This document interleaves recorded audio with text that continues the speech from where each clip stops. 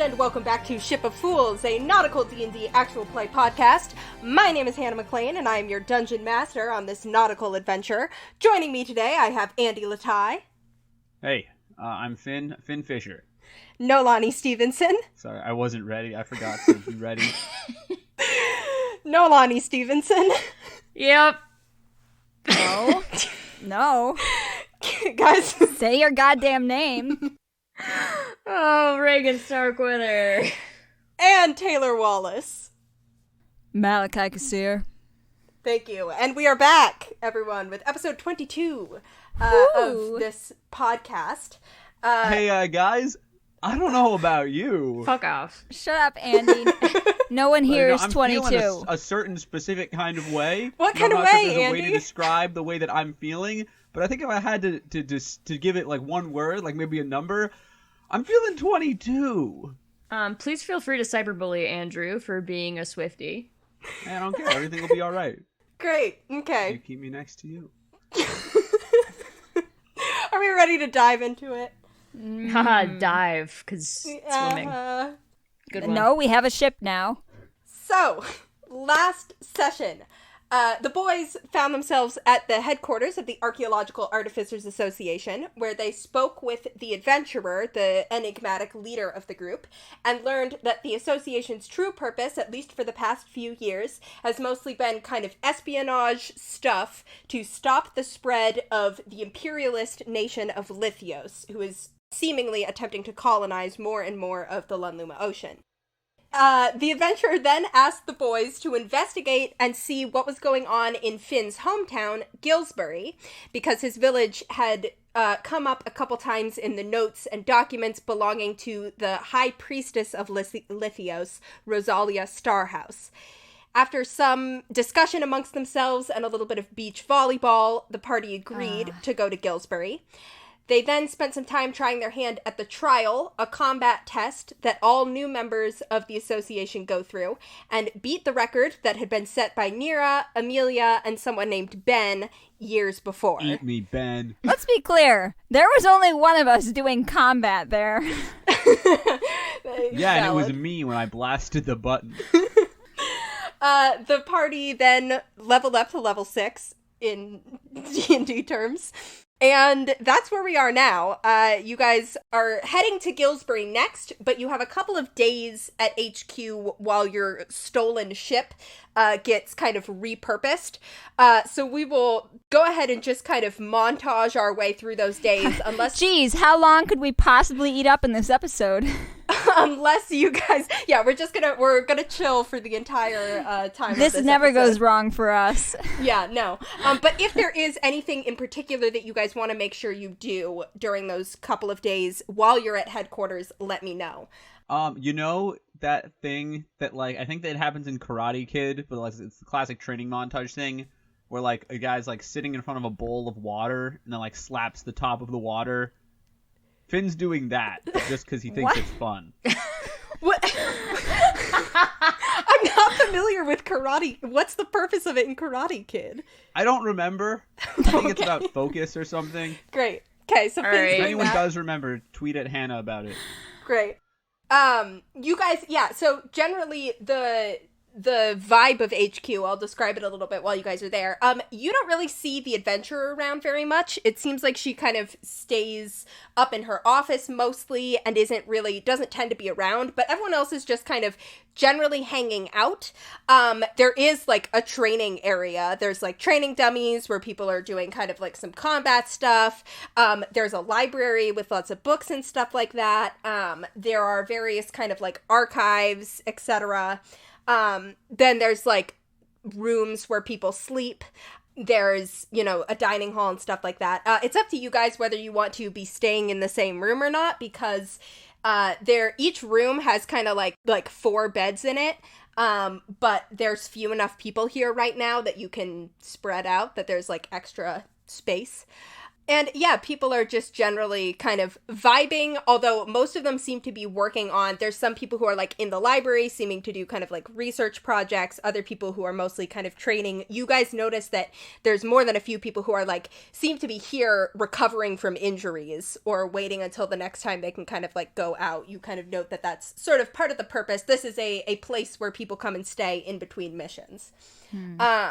Is there anything in particular anybody wants to do during this time skip?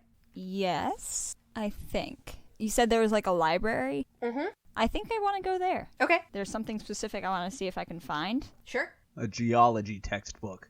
I know about that plenty, thank you. Malachi has no use for geology. I've lived it! Irritable bowel syndrome for dummies. I feel like he has the opposite.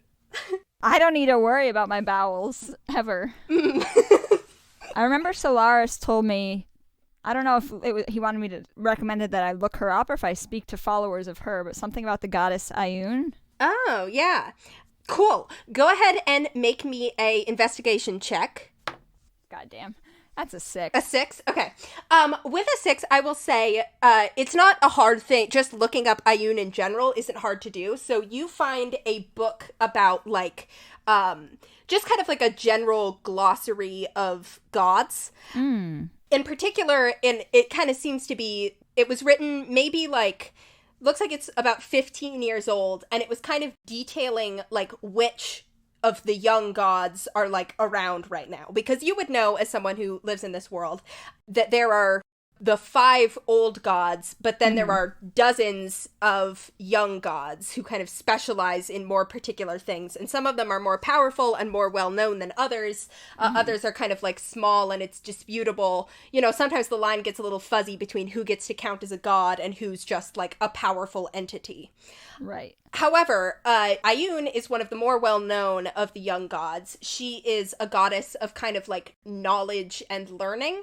And she is kind of known for being, she's depicted as like a very, very scholarly looking woman. You find like a little picture and it's just kind of like a goddess of books, scholarism, learning, that sort of thing. I shudder a little bit. Yeah, with a 6, I don't think you're going to get much more than just kind of generally what she's about. Didn't go to bench school. Malachi is like about to turn the page onto an important passage, and a bunch of water splashes on the book, and Finn's sitting across the table from him is like, "Oh, sorry, Finn! I spilled my bowl." Stop smacking the bowl. You went to school, right? Help me. Oh, yeah, sure, I'm smart. Okay, you can make an investigation check. That's an 8. Yeah. Well, now the page is kind of wet, so it's a little bit trickier to figure out exactly what you're looking for. You get similar knowledge to what Malachi got. Can I see if there's like anything that might indicate where she might have any temples nearby? As a goddess of kind of learning and knowledge, she would have one, like, on the mainland of Lithios in Dermator. You'd probably also... she, like Arathis, the god of civilization, you're more likely to find kind of in cities and in more populated areas. It also just seems like Ayun generally, like, where there's... like, most of her temples double as libraries. Okay. Can I also just sort of flip through the rest of the book like a picture book and see if there are any gods or things that catch my eye? Sure. Make an insight check for me. 12. Yeah, you flip through this book. You see a picture of... you catch a picture of Avandra, who you recognize, because, you know, you've seen her. The picture in the book... Avandra. Yeah, the picture in the book is, like, kind of close, but not 100% accurate. You're kind of like, wow, this must be the same guy who did the painting in the embassy. So you recognize that. You also catch I will say that toward the back of the book, you come upon a section that says, like, disputed deities, and you see that there's one paragraph that references the lurker in the deep. Finn is sitting right there across from you. I say, hey, Finn! That's my dad! He's Look, in the book! it's him! There isn't a picture of the lurker. There's just I sort wave to the page of the book that he's in. It just says the lurker in the deep, and then there's like a note that's kind of like deity of chaos and the depths. Yeah! disputed as to origins and whether this is actually a god. Oof. And that's kind of most of what it seems to say. Finn, you have disputed origins. Yeah, what else is new? Cool. So you spend some time in the library. You want to talk about disputed origins? Go down the hall and talk to Pietro and Wanda. Shut up. I'm still doing X-Men jokes. I That was a good actually one. got that one. That was nice. I would like to, first and foremost, I would like to go to the, like, training place and just, like, fuck around and see if there's anybody I can spar with, and if I can fight anybody, that's great. We don't have to actually do it, but I just want to Yep, be there's definitely people who will spar with fighting you. some people. And I'm going to keep an eye out for Alden. Yeah. He's around if you want to kind of pull him aside. I'll say that one time when you're kind of sparring with someone who kind of seems to be like a rogue of some kind. They're like a lot lighter on their feet than you are. And you're kind of like matching your sort of strength versus their dexterity. You see Alden kind of like leaning against the doorway into the kind of gym, just sort of watching. We make really awkward eye contact where, like, I look at him and then I realize that he's looking at me and I go, oh, and I look away, but then I look back and then the other person punches me in the face. Yeah. You know, like you do. I'm going to say that Alden actually is going to talk to you. Because he wasn't just kind of like aimlessly there. He was clearly like waiting for your fight to be over. So he kind of like lingers there until you and the rogue are kind of like shaking hands and, you know. I want a towel. I want a sexy sweat towel. Oh my.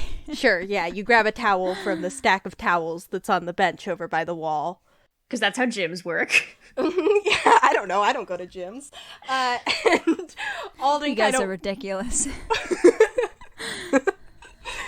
ships and gyms, the two things that I pretend to know about for this podcast. Ship of jocks. Alden kind of walks over to you as the rogue sort of like waves goodbye and heads off, and Alden comes over and he's like, Starkweather, you got a minute? Hooty Yup. hooty hoo. Yeah, sure. Yeah, what's up? Right, let's walk a bit. He kind of leads you like out of the gym and sort of just kind of to like a path out the back of the house that sort of leads like along where there's more kind of like stuff outside. You see there's some like what looks like a garden because they're growing some food here for part of them eating and stuff like that. God, is this romantic? We going on a walk? And I'm going to say this is after you guys have been there for like a couple days. And he's like, so you guys are heading out to Gillsbury after this, right? Yeah, that seems to be the plan. Right. I just, you know, in the interest of sharing information and making sure that people know what they're getting themselves into, you know, I was doing some digging into information in Dermator. We've been over this. And yes, you're an accountant. yeah, I'm an accountant, exactly. Nell had asked me to look into one Regin Starkweather and see if there was any sort of outstanding stuff at the Capitol that would potentially get you in trouble. So I did. And as Nell told you, I couldn't find much because it was all, you know, redacted, blacked out. That's insane to me.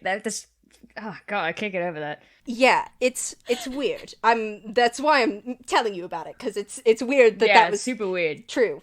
He sort of nods and kind of looks at you curiously. And he says, I don't want to pry, but you didn't have anyone come visit you while you were there, did you?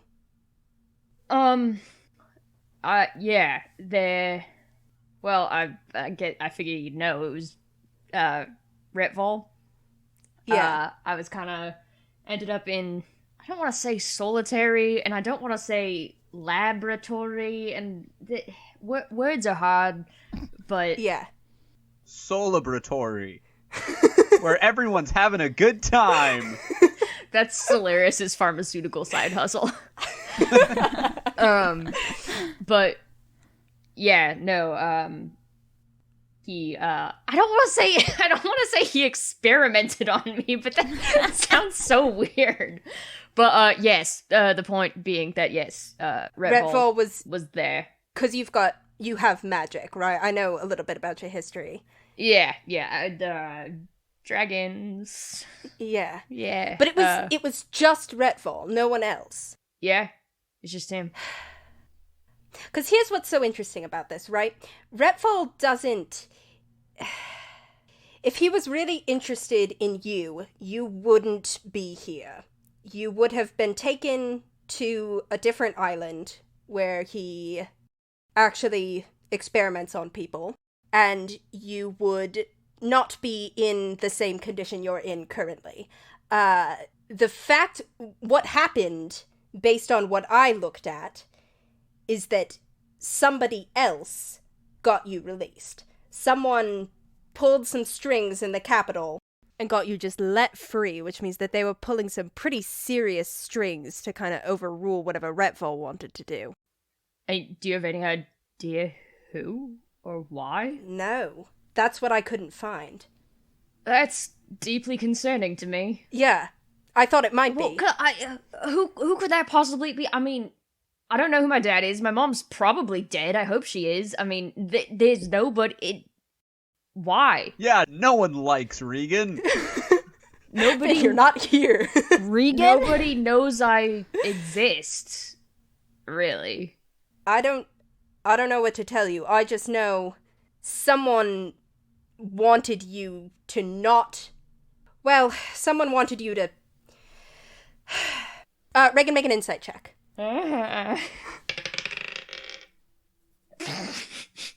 Oh my god. Is that nat 20? Buy me some of these goddamn dice, okay? Yeah, it's nat 20. What does that come to total? 23. Okay. Alden is uncomfortable, and it looks like it has nothing to do with you. This is an uncomfortable subject for him to talk about, and I think with a nat 20, you pick up on, strangely enough, a hint of jealousy. Ooh. Mm. And a little bit of a sense of kind of like almost resentment toward you, which is not something you kind of expected or had felt from him before, but as he says this, there's a little hint of resentment there. Kind of cock my head and I look at him, and something kind of clicks, and I'm like, "You too?" Yeah. What's your deal? Well, he pulls his hands out of his pockets, and he kind of looks down at them and sort of wiggles his fingers a little, and he goes, "So, I grow up on Lithios, as you do. I get to be old enough to join the army, and I do, as you do. As you do. Oh, fuck. Wait, what? Hey, you're not here. I can still listen. And ever since I was a little kid, I had the ability to do a little bit of magic. Little kind of sparks from your fingers, little illusions, fun stuff like that. I was never too good at it, and I didn't mess around with it that much, because it's, it can be dangerous to have kind of wild magic that you don't really know what you're doing with it. But I was getting, better and stronger. And then they put out a call to soldiers for people who have magic, especially magic that was innate to them, that they've always had, rather than that they learned from somewhere, to, get a little bit more pay in order to go and kind of report and talk to this doctor and have him, sort of talk to you about your magic, was how it was phrased. And then they talked, and then also strapped me down to an operating table, knocked me out, and I woke up with no magic anymore. And I don't have it, and haven't since. So, now I'm good with a blade and other things, and, I adapted, but I don't have magic. That's pretty fucked up. It is pretty extremely fucked up. So, yeah, what I'm saying explains a lot, actually. So my guess is that somebody out there didn't want Redfall to drain you of your magic, the way he did to me and the way he's done to others. Well, that's deeply fucked up, is what that is. Well, thank you for telling me that. I get the sense you don't get to tell people that. Always. No, I don't. It's kind of a weird subject to broach. It's a kind of a heavy thing to drop on someone. Yeah, like, what am I gonna do? Be like sitting in the mess hall and be like, by the way, I got experimented. Yeah, I know. Yeah. Hey, Alden, I just saw your newsletter you put out. Weird stuff, bud. Can I unsubscribe? And so, that's why you're here now? That's why I'm... To get back at him. I mean, revenge is nice. Mostly I just want to know what the fuck he was doing, why, what he's using my magic for, and it would be nice to make sure he doesn't keep doing it to people, because he definitely is. Oh, okay, so you are both smarter and a better person than I am. I respect that about you. Pretty low bars. Hey, if you're going for vengeance, it's going to lead to the exact same end, so... Well, guess I'll see you there then. Guess I will. He kind of claps you on the back and he's like, just keep an eye out, alright? Yeah. Yeah, you too. Watch yourself. And then we kiss! No! It was worth the try. There's no emotional resolution in that. Yes, there is! You're just horny. Yes, and? So that happens kind of on the second day. On the third day that you guys are there, unless anybody else has anything else they want. I mean, I also just wanted to see if I could snoop around and figure out what they already know about Lithios, but I don't know if there's anything more than what the adventure's already. Not really. It looks like the adventure was pretty... You can get more details and stuff like that, just from, like, talking to people. The sense you get from talking to people, is that, like, everybody knows a little bit about different things. Mm-hmm. And there's sort of... You're a high charisma guy. You're able to kind of, like, talk to people about things, but there's... Everything in this organization is kind of shrouded in layers of secrets. Mm-hmm. On the kind of morning of the third day, as the three of you are eating breakfast in the mess hall together, Shiloh comes up to you guys. And she's I would like to pet the dog. Is Rosie there? Yeah, she actually doesn't have the dog with her. She doesn't have the dog with her at the moment. But she comes up to you guys and she's like... When she walks up, I immediately look around for Rosie and, like, sort of start pouting when I see she's not there. She's like, are you looking for Rosie? No. Yeah. She's downstairs in the workshop. Hey, once you guys are done with breakfast, come downstairs. I've got some stuff to give you, and also we're done with your ship. Oh. Well, alrighty then. Yay! Yeah. Do you want a coffee or anything? She's like, nah, I've already had 2 cups. Let's go downstairs. Shiloh, it's 8 a.m. Yeah, exactly. What's your problem? I've been up since 6. Okay. Can't relate. I have as well, but Malachi doesn't need caffeine. She leads you guys downstairs to her workshop, which I'm calling it her workshop. It's not just hers. There's like a big kind of space downstairs where it looks like most of the actual artificering in the Archaeological Artificers Association goes on. It's a big workshop. There's like a bunch of different tables and stuff like that, kind of like gears turning and things that are kind of like sparking with what kind of magical energy and then also kind of technological energy. You see that there's a few different people working here. There's like an Aarakocra who's kind of like, which is like a bird person. Love those guys. There's a couple of other people who are sort of in here. You take a look around, you see that there's all kinds of, like, fun-looking items and stuff. There's, like, a couple of suits of armor, some helmets. In the corner, there's all kinds of, like, materials, like wood and metal kind of stacked around the sides. You also see there's some, like, barrels of stuff. There's, like, a big barrel of sand and, like, a big barrel of dirt. There's an enormous... I go to the barrel of dirt. You see, there's it's just dirt. Next to the barrel of dirt, there's an enormous barrel of salt, like 200 pounds or something of salt, and there's like this itty-bitty little cauldron sitting on top of it that has like pictures of like stuff on the side. God, so evocative. There's bears on the side of the cauldron. There you go. So that's where they come from. I asked Shiloh, where's the dirt from? Shiloh just kind of like shrugs at you and she's like, I don't know, it's dirt. Where do you mean, where does it come from? Oh, I don't know. I put my hand on it. It's dirt. It's like a nice quality, kind of like soil. Okay, I rub it between my fingers a little bit and I say mine's better. Regin, he's doing it again! Not like that, you little perv. I pet the dog. Yeah, Rosie is here, and she kind of like comes over to you and you pet her. You see that there's like a rack of cloaks hanging on the wall. One of them is like covered in like eye decor. The one hanging on the end of the rack you see has "What do you think of my cloak?" written on the back. I point it out and I look at Regin. How's my driving? And then there's like a few kind of books, but unlike the ones that are in the library, these look like books that are mostly like kind of like magical books. So there's like a spell book that has like a purple flower on the cover. There's like a few different kind of books. There's also what looks like a pair of sunglasses just sitting casually on the side of the room. Oh, dibs. Shiloh leads you guys over to a particular table where she has, it looks like, a selection of items set up. And she's kind of like, all right, we want to make sure that we equip you guys before you kind of go into danger. So I've got some stuff to give you. She says, first, here's this. And she pulls out what looks like, it looks like it's like a 6-pack carrier, except that it has 6 little potions in it. Oh. You see that she points them out to you. She's like, I look at Regin warily. She's like, all right, so these potions, you've got 2 of your kind of standard healing potions. This will give you just a little bit of healing.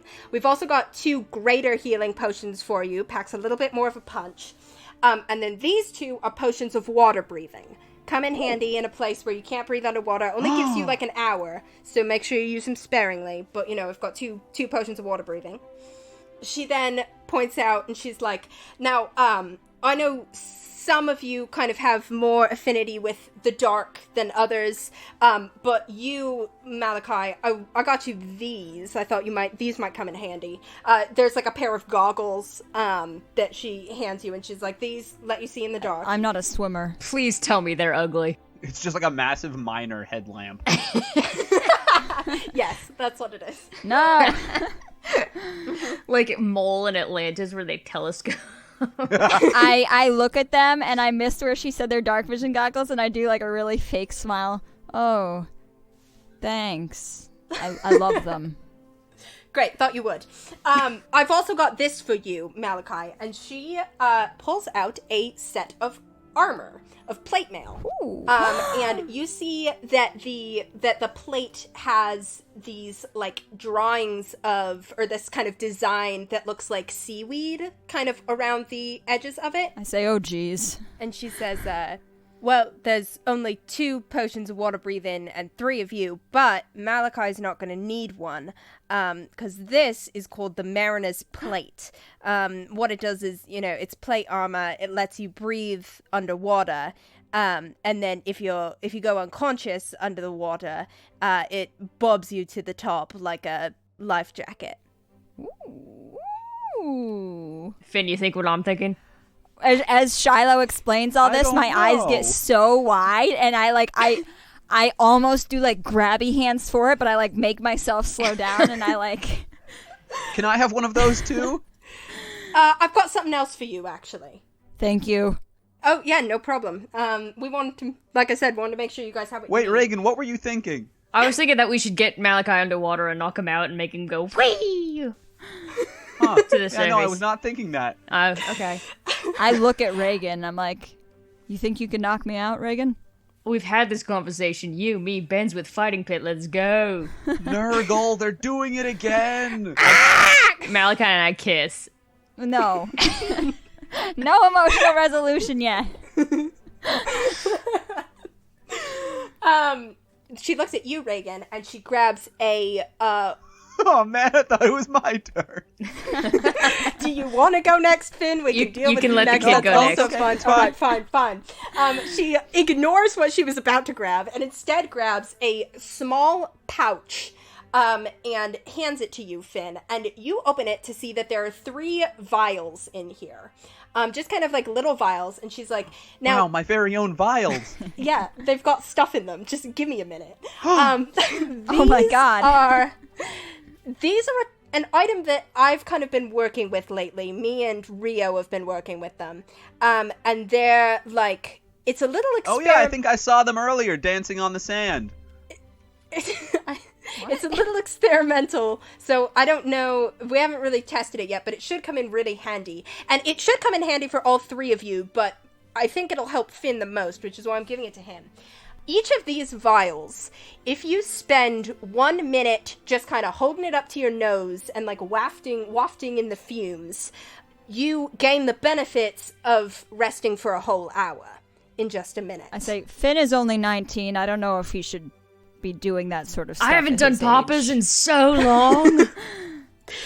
Exactly like that. And it can be very useful in situations where you know, don't have the time to sit down and take a breather for a whole hour, but want to, you know, regain a little bit of health and maybe a little bit of magic, too. Wow. You said a short rest? Perfect. Yeah, mechanically, this lets you take a short rest in a minute. And also mechanically, are these each single use, or...? So that's what she's going to keep explaining. So if you do it more than once in a day, so each one can be used once per day.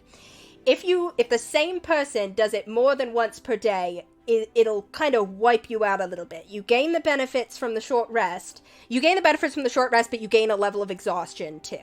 So it's like whippets. So you automatically gain a level of exhaustion, but you do get to take another short rest, so it might still be worth it. And then she says, third caveat, if you're really in a pinch, you can drink it. That only takes an action and gives you the benefits of a short rest in an action, but then it's gone. Then you've used it, and you can't use it anymore, even for the thing that takes a minute.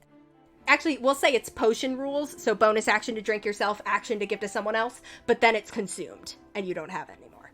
Make sense? Yes. Thanks! So she hands you this little pouch of vials, and you have them now.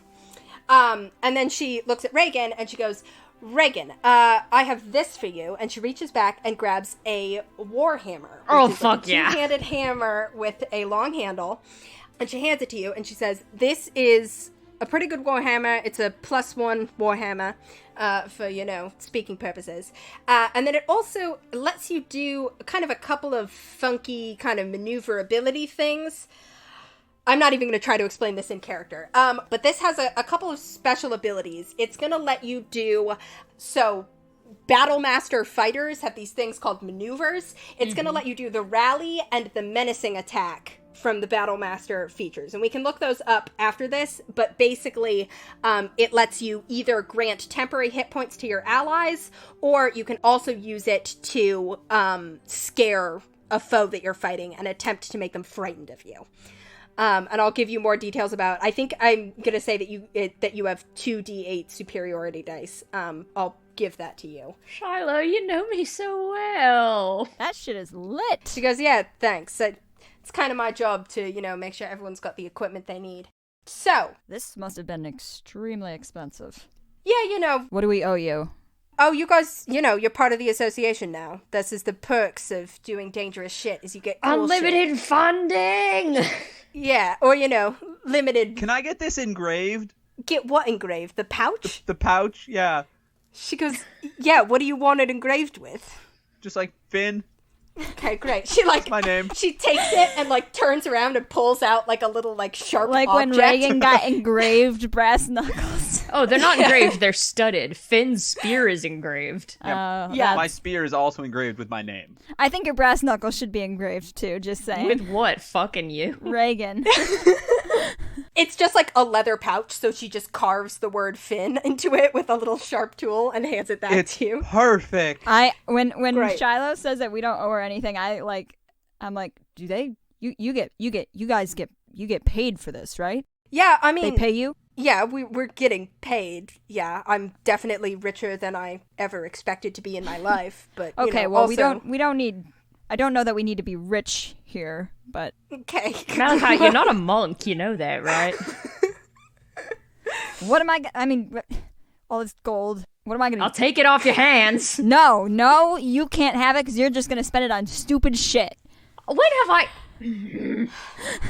Okay, great.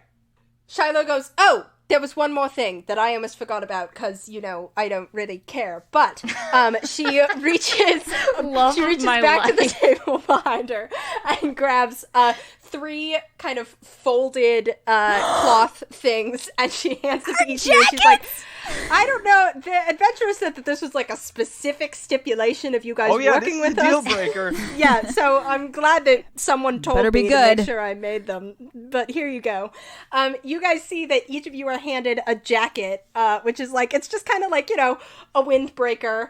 Can they be like Letterman, like varsity Letterman jackets? That's basically what they're like, yeah. And it says AAA, 3 letters, kind of right over. Well, usually it's just 1 letter. Where the letter would be. This will help us stay undercover. And then they each have your names on the back. Oh my god. Yes. This feels like it's going to be very bad for, stealth purposes. She's like, yeah, honestly, I don't know when you would wear these, because frankly, going around and out, like, we are, like, our organization is being actively hunted by the most powerful government in the seas. Let them come. I say, I see all of us holding out. I say, I've got it. Hold on. I take everyone's jackets. I give Finn the Malachi jacket. I give Regin the Finn jacket, and I take the Regin jacket. And then I look at the Regin jacket, and I say, no, actually, hold on. And I switch so that I have the Finn jacket, and Regin has the... No. Finn has the Regin It doesn't work. Either way, you and I are wearing crop jackets. Yep. And Finn's jacket is enormous on him now. Look, I have a robe.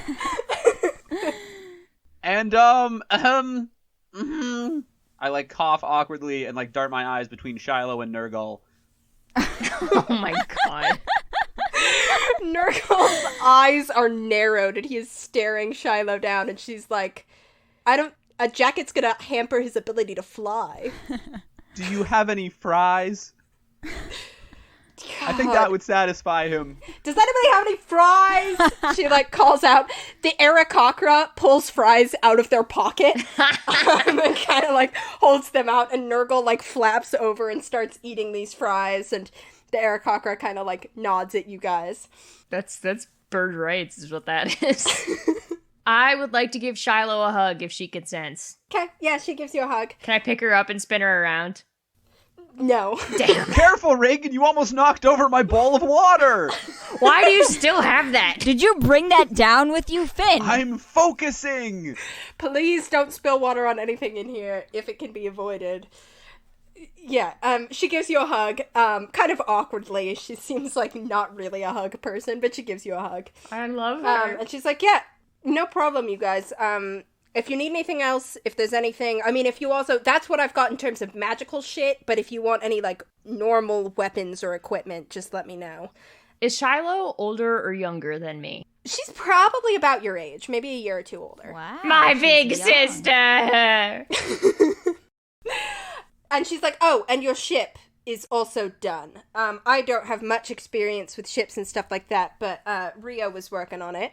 And she leads you over to a gnome with kind of like pigtails, who's seems to be working on it, and you see your ship.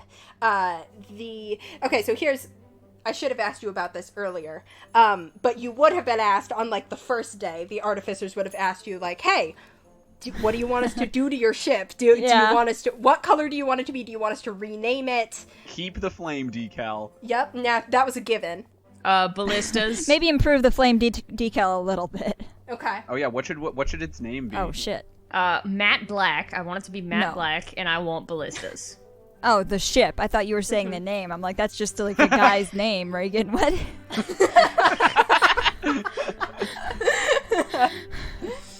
Yeah, they can put 2 ballistas on it. Nurgle. I look at Nurgle. I'm like, there's only one Nurgle. Ah! Nurship. No. I kind of like nurship. No. We cannot keep idolizing this man. Nurgle worked because it was kind of funny, you know, with the pun or whatever, but no. You know what? Last time there was a ship associated with that man, didn't end well. That's true. The shadow of prophecy. God, you're so I dramatic. feel like we need to just like out of character hash Yeah. this out. Yeah. Yeah. So we can cut it. Are we cool with matte black? That's not a name! It's not Kind of just the funny. name. As the finish. Oh, yeah. I was saying it would be kind of funny to name it Matt Black, too. What if we just give it like a human name? Like, this is my ship. Edgar. Edward. Timothy. Um, Matt Black is so funny. shit. Matt Black. That's still my favorite. I think it's funny. Honestly, I'm down with Matt Black. You also can rename your ship again, or buy a new ship. That's You don't true. know That's what's going to happen to this ship. All right, all in favor of Matt Black, say aye. Aye. Yeah. Great. I also want to add that in addition to the ship itself being matte black, the color, I want there to be a really cool mast, or what are those, the figures on the front, what are they called? Prow. Figurehead. Figurehead. Prowhead. Yeah. The figurehead, which is on the prow. Yes. Can it have titties? Look at Andy knowing about ships. Yeah. I think the figurehead should be the boss then, if we're naming the ship. Like just an accurate sculpture of Bruce Springsteen. Wait, what if it was Nurgle? I thought about Nurgle, but I think I'd rather have the boss. He'll protect us on the open Great. seas. Okay, this is canonical now. So, when they hand your ship back to you after all that, it is matte black with a flame decal on the side. Has 2 ballistas on it. Is named Matte Black in tiny little white lettering. Hold on, how is Matt spelled? Don't ask. No, we'll never specify. Matte Black, and has a figurehead, which is an accurate rendering of Bruce Springsteen. Shirtless. Excuse me, address him by his title. The boss. You're correct. Okay. Can we just say I don't want the lettering to be white, I want it to be sparkly green. Great. Why green? Gold. No, green. To match the flame decal. To match me. Okay, bitch. I'm driving. You get your flames and your ballistas. It's my ship! Finn gets to be on the water. You gotta give me something.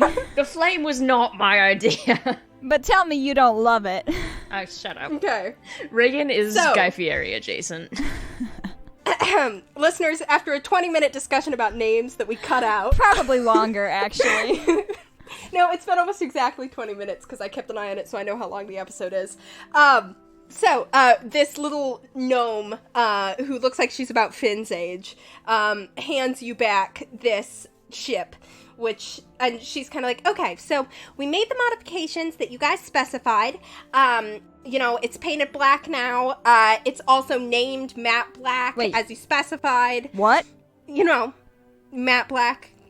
I look at the ship is Regin. named now. Regin, Well, I told them to make it matte black. we said you didn't get to name the We ship. said it would be matte black. Yeah. It's stealthy. Yeah, that's the...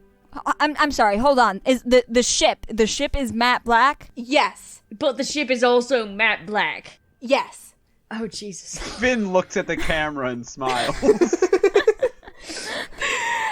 Flame decal on the side. The name is painted in glittery green letters. Good. Also, we carved a figurehead that looks like the boss. According to our specifications? Yeah, according to your notes, the very detailed description that you gave me of the Malachi, boss. why did you already have those blueprints?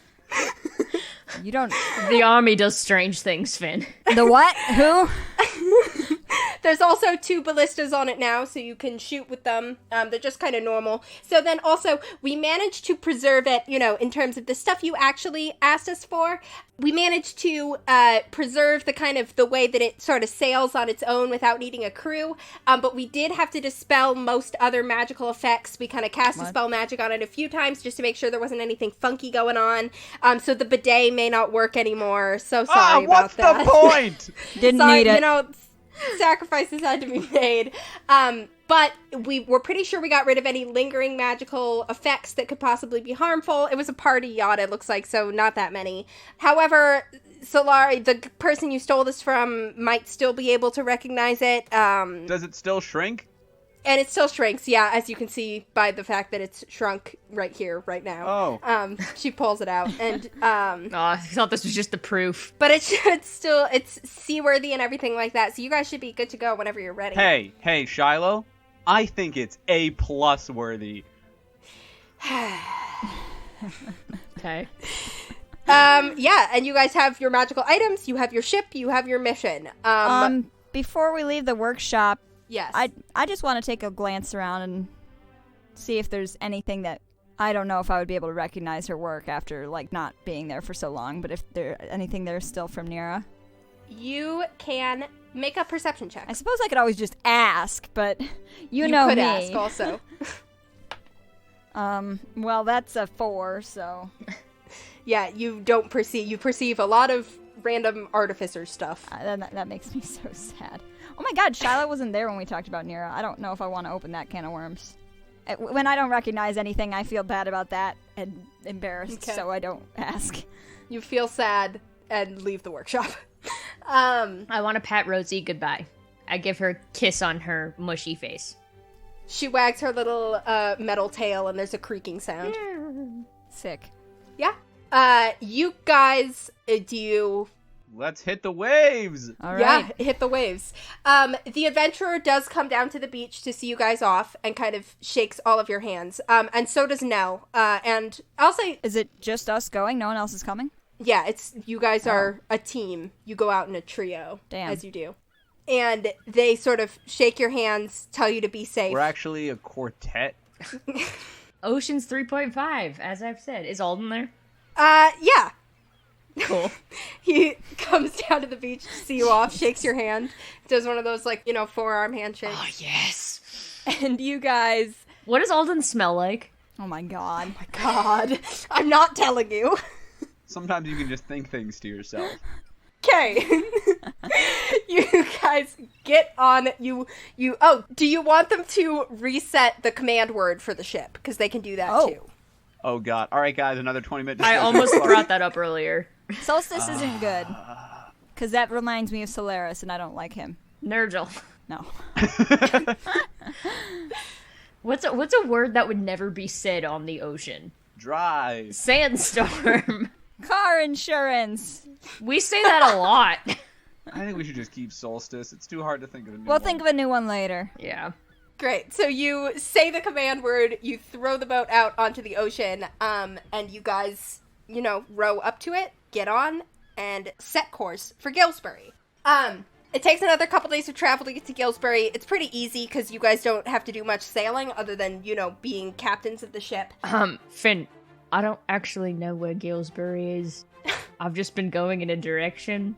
First star on the left and straight on till morning, sir. It's daytime, Finn. Oh, wait a second.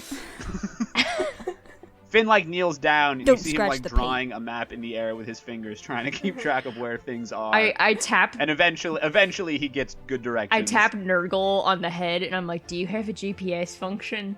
Wow. Nurgle, actually, looks at you and kind of nods. And Sick! flies to the front of the ship and kind of, points his head in a direction. Oh, you fucking and beauty. Finn, you notice, too, that, the natural kind of turning of the ship, and Regin, as you're kind of captaining it, that it almost feels like you're being steered as if the ocean itself kind of is, pointing you in a direction. And Finn, you remember that your dad had told you that you should go home. Oh, yeah. Oh my I shout God. thanks over the side. Oh, Finn, no offense to your dad, but this is freaky. It's a little freaky. I know, right? As soon as we cross into Lithios-controlled waters, I start pacing. Okay. Yeah, that happens eventually as you guys kind of sail. You're basically sailing around, and you can give it kind of a wide berth rather than taking necessarily the most direct route, which would take you basically right by the mainland. That would be wise, Because Gillsbury is just Gillsbury is its own small island just south of the main island of Lithios. And you guys set your course for it. You sail for a couple of days of, again, almost remarkably peaceful sailing. Things are just, the way is opening in front of you. It's quiet. Too quiet. And you guys... Sorry, what was that? I was focusing on my bowl of water. Oh my god! I sing she shanties to myself. Great. And after a couple of meditate. days of very peaceful sailing, Finn, you kind of see Oh. the familiar shores. Yes, Malachi? While we're sailing, I want to figure out how to don my armor. Oh, yeah. I'll assume you guys, you put on your armor, you attune to whatever you need to attune to, you get your long rests in. It takes me like 20 minutes to tie the pouch onto my belt. I feel both... It's just that the string is like too small. I can't get it to loop. Malachi, help. Fine. I tie a knot just like Regin showed me. Wow, Malachi, great job. I've seen better. I rip the pouch and I go to throw the pouch over the edge of the ship. No. I glare at Regin as I carefully retie the knot. And after a couple of days of peaceful sailing, Finn, you begin to see the familiar shores of Gillsbury.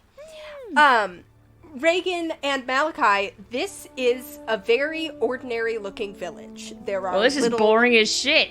Yep, there are little houses with kind of little roofs. It's even more as kind of like... It gives you similar vibes to Still Sky of being just kind of like a small community. And as you draw near, you guys kind of see there's like a little dock. Your ship is by far the biggest one anywhere near. Mostly there's kind of like little small fishing vessels nearby. God, it's just like I imagined. Finn, you've been here. No, I mean having the biggest ship. As you approach, you see that there's kind of like, mostly like little, it looks like there's maybe kind of like a couple hundred people who live here. Like, this is a tiny village. And you sort of arrive. So how close do you guys want to get? Do you want to, like, because you can pull your big ship as close as you can get it to the dock. That seems like a very bad idea to me. Or you can do kind of what you did before, where you sort of bring your rowboat off, shrink the ship, and then go closer. I think we should do that. Launch the surf. Yeah, Okay. we're not equipped to actually have big ships land on our little dock.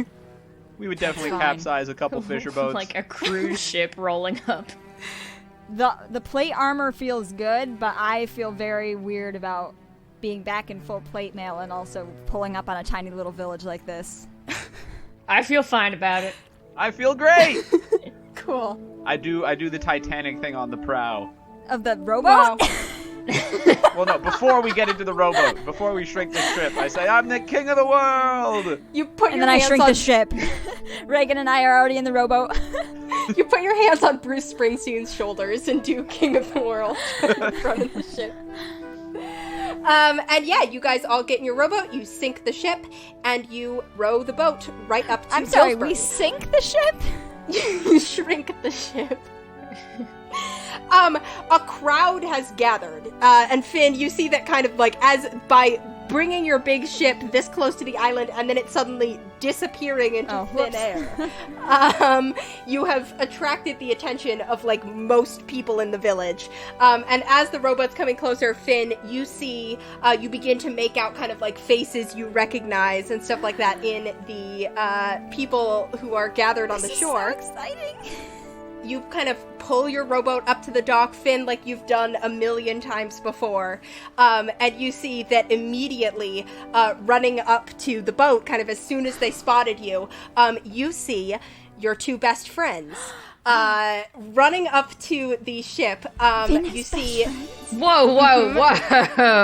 So, Regin and Malachi, so everyone is kind of excitedly gathering around, all these perfectly normal-looking villagers. Most of them mostly human, although you see there's kind of a couple of, like, Triton mixed in there. You see one or two kind of, like, tieflings, but majority human. And you see, running up to the boat, there is this woman who looks like she's about Finn's age. She has red hair that's kind of like long, but like pulled back in a braid.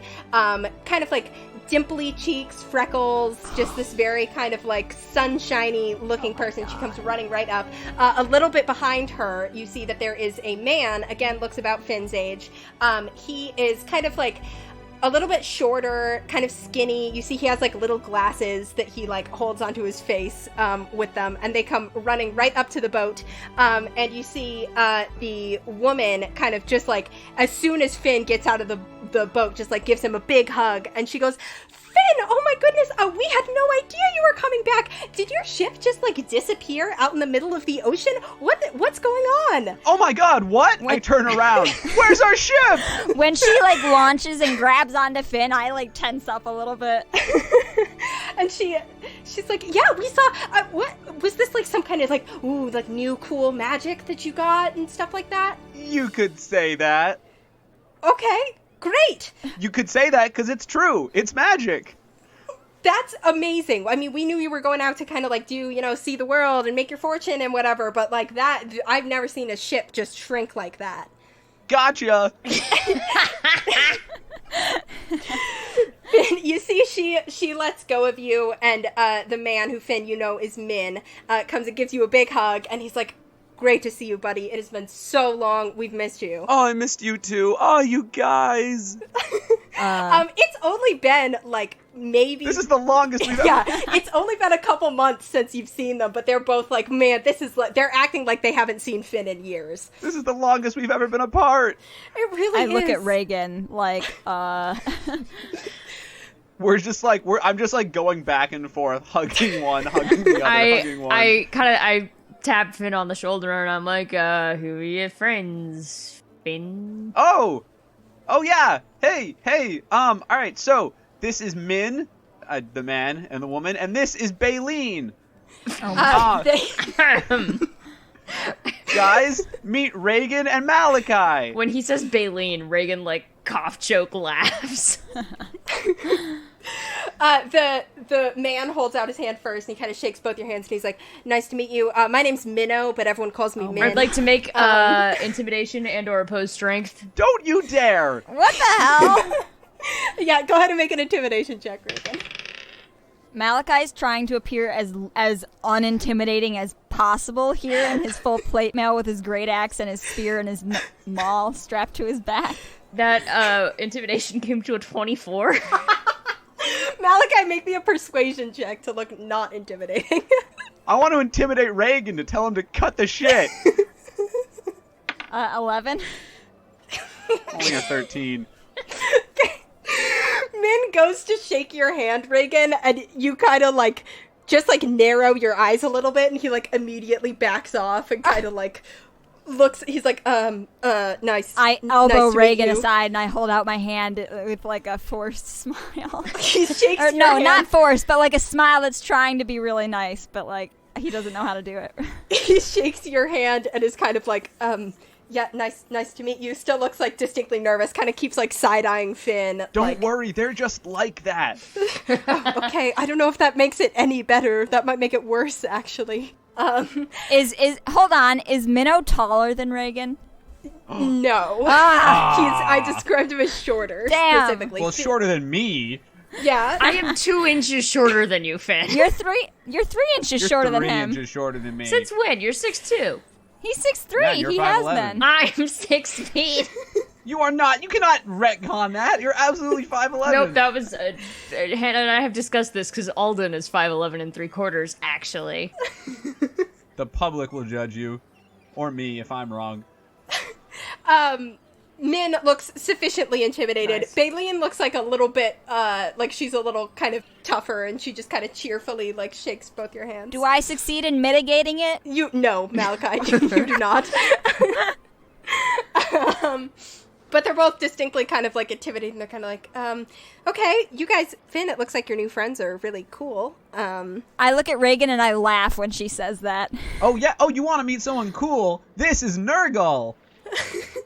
Nurgle, like, flaps up onto Finn's shoulder, and Bailey's kind of like, oh, a seagull. And then Nurgle goes, ah! And she's like, oh, yeah, that's a really good bird. Don't worry, he's just like that. Again, I'm really not sure that makes it better. But yeah. He knows my dad. Right. Yes. Your dad. Hey, speaking of your dad, your parents are back here. And you see Finn, you see My your other parents dad and my kind mom. of making their way to the edge of the dock, kind of where you guys are. They both pull you into a hug. And they're like, your mom's like, oh, son, it is so good to have you back. You should have sent word, told us you were coming. I would have made your favorite dinner. As it is, we're going to have to just kind of eat sandwiches or whatever we've got. Hey, that's fine. You make great sandwiches. Oh my God. I would have sent word, but it's been sort of a hectic few days. Yeah, that's that makes sense. I mean, you're out there adventuring and your ship just disappeared, so I mean, now you're left with just a rowboat. Oh my god, my ship disappeared! Yeah, we all saw it out there. I don't know how you missed it, really. Gotcha! Oh, yes, okay. Yes, dear. Smiles very indulgently, kind of laughs, clearly is very confused by what possible joke you could be doing when your ship did in fact disappear. Oh, this poor woman. They kind of turn Finn's parents, who, again, just like the most normal looking people in the world, these like fishermen, very salt of the earth people, kind of turn And to... salt of the sea. kind of turn to you. Finn's dad holds out his hand to shake you guys and he says, hi, Haddock Fisher. Good to meet you guys. Oh my fucking god, Andrew. This is my wife, Pesca. Come on! And Pesca's like, Pesca Fisher, you can call me Pesca, dears. Don't worry. Or you can call me Mom if you want, you know. A lot of the kids around the village do. She reaches out and, like, tussles Baileen's hair a little bit. And Baileen's like, okay, I'm, 20 years old now, so. And Finn's parents are like, so, you guys want to come back? Finn, you and your friends want to come back home, have some good, we've got some good, fish sandwiches like usual. And Yeah, yeah, we can, I'm sure we have something that we can I pat find. Finn on the shoulder. I'm like, I still have sandwiches and muffins in my bag. Finn, you'll be fine. Do you have any ale? Regin. People have ale, yes, definitely How around. We old don't do his really parents keep it in the look? house, but Like they middle-aged? look like, yeah, middle-aged, like parents' age, maybe a little bit on the older side. Okay. In terms of parents, but They're not like young though. They weren't like, oh, here's a baby. We're too young to have one of our own, but we'll take this one. No. Okay. It looks like maybe the opposite Okay. happened, where they were like on the old side to be Aw. having a baby, and then there was. Oh my god, Finn is The Lizzie. copper kettles. I felt a bond with her right from the beginning. Does Finn is Lizzie? And they lead you guys back to Finn's house. Finn, do you want to describe the house you grew up in? Yeah, it's pretty unremarkable. It's made of wood. It's not like tiny, like it has multiple rooms at least. But it's not an impressive architectural masterwork, but it gets the job done. Yeah. I didn't prepare a description of this Enter thing. very That's okay. hesitantly and sort of like carefully. Pretty average house for a small village. Thatch roof. You guys see, as you're walking through Gillsbury, that like this is very clearly a village that is about fishing, and where the industry is fishing. There's nets everywhere, kind of fishing poles and stuff like that. People kind of, there's like, everything kind of like, it's about dinner time when you guys get there, so it smells like you can smell, but it smells like very delicious fish cooking. Finn grimaces. There's just kind of like, it's sort of like what touristy coastal towns are trying to emulate when they just kind of have like ocean motifs everywhere. It's like that, but authentic. I'm making myself hungry. Everybody's wearing cable knit sweaters. Yeah. Yeah. Look, guys, there's my favorite piece of driftwood. Wow. You guys walk past a building that looks like a chapel of sorts.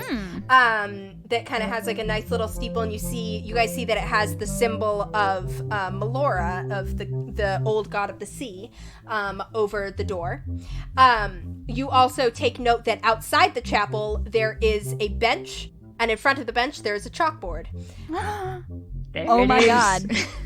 As we're walking by it takes me back. I want to go over there and take a look at it. Yeah. You go over there, you take a look at the I gently run a hand over the bench. I was like, oh my god, so this is what it's like. Make me a perception check. Is this really what it's like, though? Gonna make me roll for everything. Yes, I am. It's almost That's like the it's game. D&D. It's a 5. A 5? Okay, you don't know. It's just a bench. You don't No, I'm notice- sorry, it's a 7. Still just a bench. You don't notice anything in particular. You do, however, kind of as you guys take a pause here, you see that Min kind of like elbows Finn in the ribs and is like, yeah, there's the old bench. Oh, wow. Remember that time we sat there and were educated? God, I sure do. Every day for many years. Yeah. It was a lot of times, I guess. Okay, we get it. Think about it. Really was.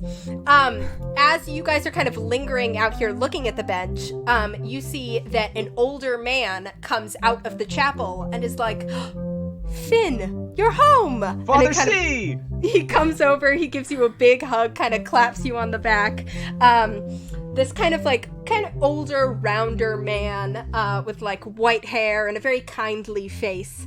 And he sort of like greets Finn very happily and is like, we had no idea you were coming, but I thought that I felt on the wind and heard in the waves that you'd be coming back soon. You could tell all that just from... The wind and the waves are reliable like that. They sure are. They certainly are. Hey, look at this!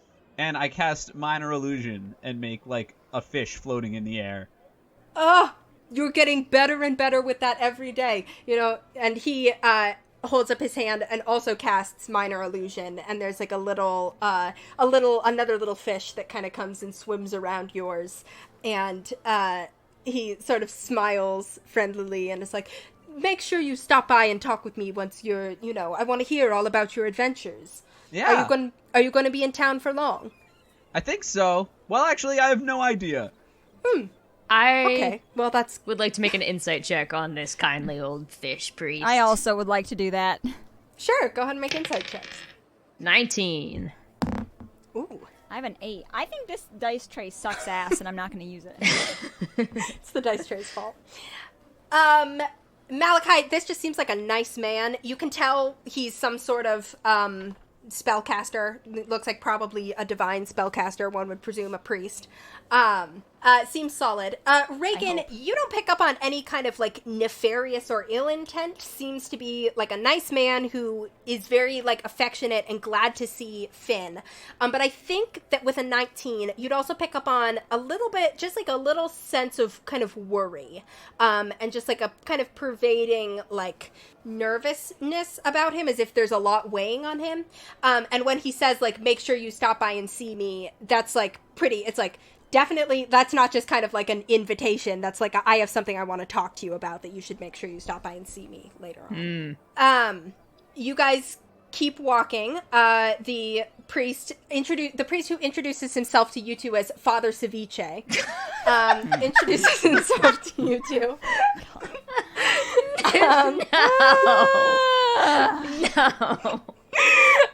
Shakes both of your hands and is like, I'd also love to hear any stories that you all have. I don't get off the island very much these days. Gotta kind of stay and make sure everything's good here. So, I love to hear stories from travelers from the outside world. Oh, and Malachi, Father Ceviche knows a lot about God. I do. I mean, there are a few different ones, Finn, but... Well, I mean, like religion in general. The godly matters. Godly matters, yes. I do. It's what I've made of my life study. It's good to know. He smiles, and you guys continue. Finn's parents keep leading you back onto Finn's home, which, as previously described, beautiful, adorable little house. It has one of those signs that says, like, bless this mess on the wall, even though the house is very clean and tidy. Tons of seashell decorations. Yep, tons of seashells. You guys also notice, Regin and Malachi, as you guys are walking, that Min and Baleen are kind of walking in the back of the group, and that they grab hands. They're holding hands as they are walking along with you guys. Oh my god, that's so fucking cute. And you guys all go in to Finn's house for dinner. Pesca puts together a kind of nice, like, there's some nice fried fish and sandwiches, and she kind of is like, she's like, Finn, sweetie, if I knew you were coming home, I'd make sure I had more in the house. I mean, we've got, like, your garden's still out back, so we were taking care of some of the stuff in there. So, tomatoes and lettuce and sandwich. I'm fine with just a salad. Okay, yeah, salad, yeah. Hang on, Andy, can you say, I want to hear Andy Latai say, I'm fine with just a salad. Listen, it's called role playing. I'm disappearing into a character. So you guys all get these just like delicious fish sandwiches. Like, you guys both grew up, I mean, this is a world of coasts. You've had a lot of excellent fish in your life, but this is like a home-cooked meal by a woman who's clearly been cooking fish her whole life. And Finn gets, it's a salad. Like, it's there. And there's nutrients in it. It's sustenance.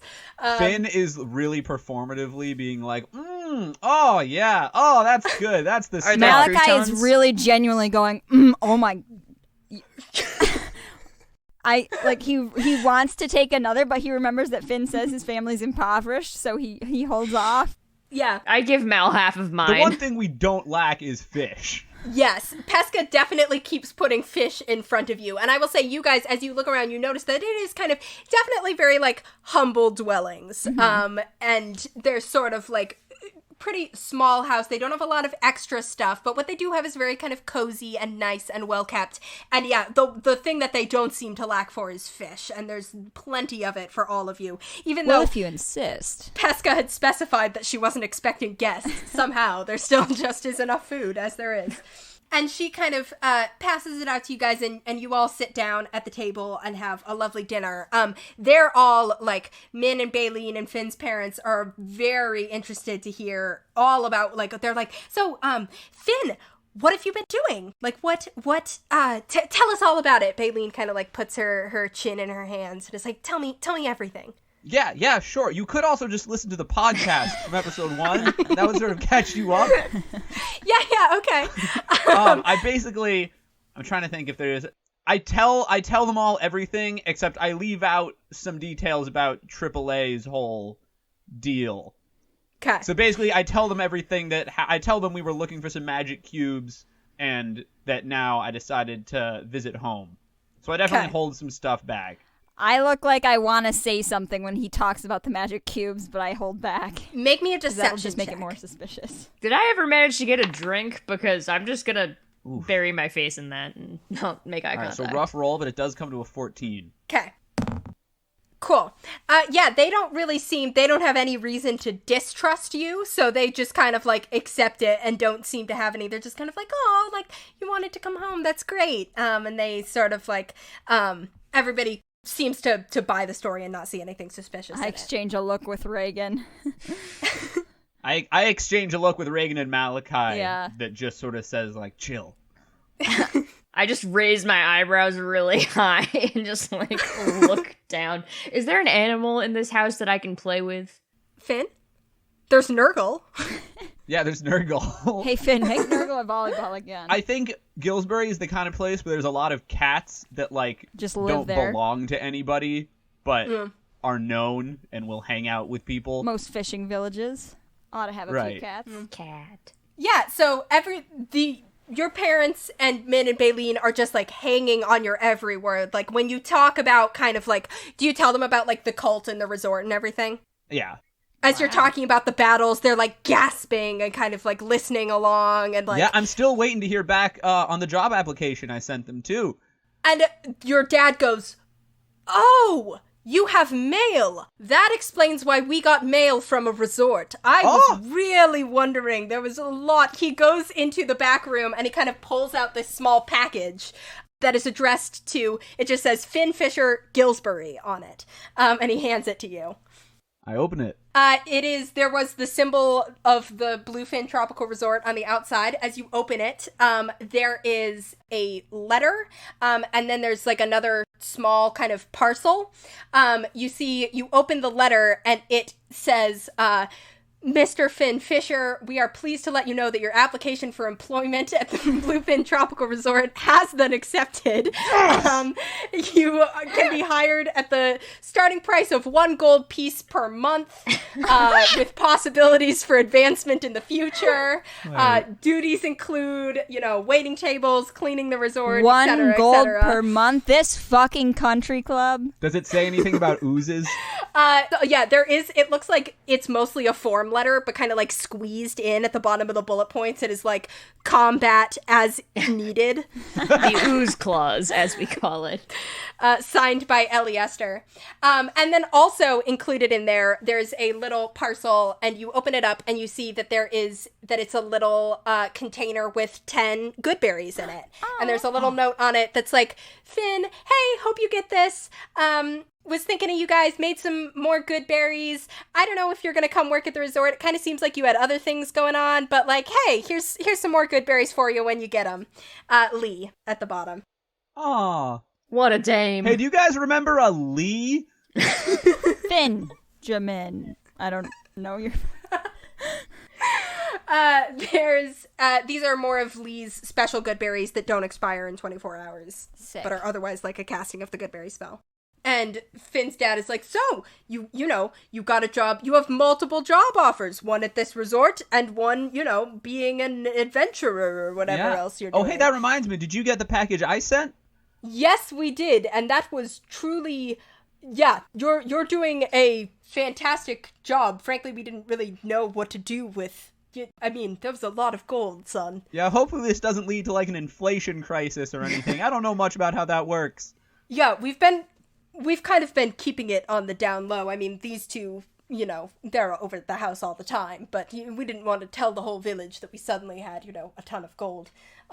But I've been curious as to what you've been doing that had gotten you this much, and I guess all those magical talents of yours came in handy. Uh-huh. Well, I'm proud of you, son. Thanks. I hug him. He gives you a hug, and kind of like does that dad thing where he kind of like clears his throat really loud because you can tell he's trying not to get choked out. Everybody get in here! I lean into Malachi. I'm like, is that a thing that dads do? I look at Regin. You had one? Not in 17 years, and he's dead now, thank you. As you guys are having this sidebar, everybody else gets up from the table and is in like a big group hug around Finn. We remain sitting very awkwardly. Yeah. My mage hand appears behind them and sort of pats them both on the back. I pat the mage hand back. Nurgle joins the group hug, and then everyone is kind of like, at this sudden scene. Oh yeah, careful, he's sharp. Easy, buddy. Are his talons still painted? It's chipped a little bit, but his toenails are otherwise still painted. Yeah, and you guys have this lovely dinner. You guys get to know everybody a little bit more. You kind of learn that, as far as what Malachi and Regin learn, that Min and Baleen were basically the only other kids in this village around Finn's age when he was growing up, so the three of them kind of became friends, but seemed to have, like, a really good bond. Baleen is kind of, like, the bubbly, outgoing one, and Min is kind of more, like, quiet and bookish. And I'm the brains of the group. Uh-huh. They, you know, and you just generally very cozy, kind of happy dinner vibe. Dude, you remember that time? Remember the time that we took old man Johnson's octopus out into the ocean, and then we did. I do. That was one of our best pranks. Really, Oh my it was God. really great. And Min is kind of like, he's like, God, that was. I awful. whispered to Regin, You guys got in so much was trouble. the octopus alive before it was in the ocean? Where were they keeping the octopus? Octopuses move in mysterious ways, man. That's so true. Like 8 ways at once sometimes. Do they ask any questions about us? Like, does anybody do like that? So, what do you do for a living? Yes, kind of once Finn is finished summarizing, they kind of, Baleen like turns to you guys and she's like, so where are you guys from? Like, what were you doing before you met Finn? I mean, I want to know all about Finn's new friends. Private security. Cool. Yep. I thought you were a cleaning service. No, that's us. That's Finn. not- us as a group. Oh yeah. Wow, you have a cleaning service too on top of working at the resort and being an adventurer? We're also Oh, championship Finny. bakers. He's a very, very industrious young man, and that's why he requires private security. Hey, you know Still Sky? Yeah, we know Still Sky. Yeah, we won a baking You know, the competition Still there. Sky Stabbers. Yeah, we saw I them. assume I told them what happened in Still Sky during dinner. Yeah, you did. Yeah. And so they're like, yeah, the cleaning service there, that all makes That sense. explains why they weren't showing up for softball games, right? It really does, yeah. Min's kind of like, frankly, I was okay with them not showing up for softball games. He kind of like rubs his thigh, or he's like, you know, an old softball stabbing injury occurred. We all have matching scars. Yeah, and they sort of look at you guys a little kind of cautiously, but otherwise accept that you're private security. Oh, don't worry. He knows he's a rock. It's okay. Oh, okay. Yeah, good, because I didn't want to ask, but like... Yeah, no, it's like normal for him. Okay, What? great. Cool. What did Finn just say? You know how you're a rock? What? Oh god, I didn't want you to find out like this, Mel. As you guys sort of finish dinner, everyone kind of sits back. You see Finn's mom sort of stands up and she's like, all right, everyone, it's a nice night. Why don't you all go sit outside? I'll clean up and then come join you. And Min very quickly is like, oh, let Finn and I take care of it, Mrs. Fisher. We'll just, Mage hands make light work. Oh, It's true. That's what we always say. I start gathering up plates too. You guys kind of quickly clear the table. But Malachi, you can tell that Min is kind of like taking stuff from you and it's sort of like everybody else, like, you know, after dinner around here, we usually like go ahead and sit around outside and, you know, just have a couple drinks and watch the ocean. Finn and I will clean up. I elbow Mal and I'm like, want to go find a bar? I look at Finn and I'm like, okay, we'll go sit. I look very confused at what they do for fun here. And I walk outside. When he says we'll go sit, Finn really enthusiastically nods and smiles. I want to go find the local fishing dive bar that I assume is here. I want to sit outside Finn's house. Okay. I feel like it's not a dive bar when it's the only bar in the entire island. Correct. It's more of a sports bar. Oh, perfect. Oh my god. But there is one. I go there. You politely say your goodbyes and go to the bar. Baleen and Finn's parents and Malachi kind of sit outside in these like chairs that are set up out there. I sit in a chair that's just way too small for me, and I just sort of sit there with my hands clasped firmly, like with your awkwardly in massive my body lap. and your massive plate armor and your massive weapon. Malachi, make another perception check for me. Again, almost a 20, but no, that's gonna be a 9. A 9? I'll say that with a 9, with your passive perception, you note that there is, like, right by the, like, right next to the house, kind of like where you'd grab it in the morning, is a fishing pole.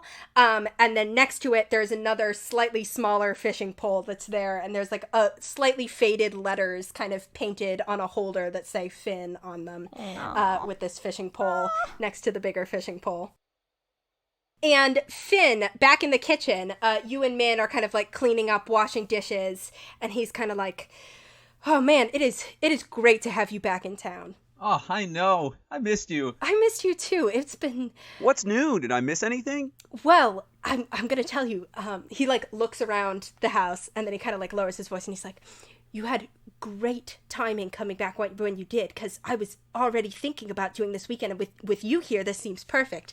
And you see he like reaches into his pocket and he pulls out a little box. Man, and he kind of like... But what about Baleen? It's for We her, can't. dumbass. He kind of like... Obviously. And he like opens it very surreptitiously and shows you this little like pearl ring. And he's like, God. do you think she's gonna like it? She's gonna love it. Yeah, that's what I thought. And he like puts it back in his pocket and he looks all excited and kind of like grins at you. Wow. Oh, I'm so excited. Yeah, we'll do it. I mean, how long are you gonna be around? I'm not sure. Okay, so I didn't tell everybody everything before, but I'm also kind of a secret agent now. Oh, what? You're a secret... Have you heard of the Archaeological Artificers Association? No. Good. That means it's working. Oh. But they're the people who have been sending us hunting these cubes. This feels like a bad from idea. the way you said it before, it kind of sounded like you were just like doing it. I know, that was by design. I'm a master of intrigue now. Huh. Okay.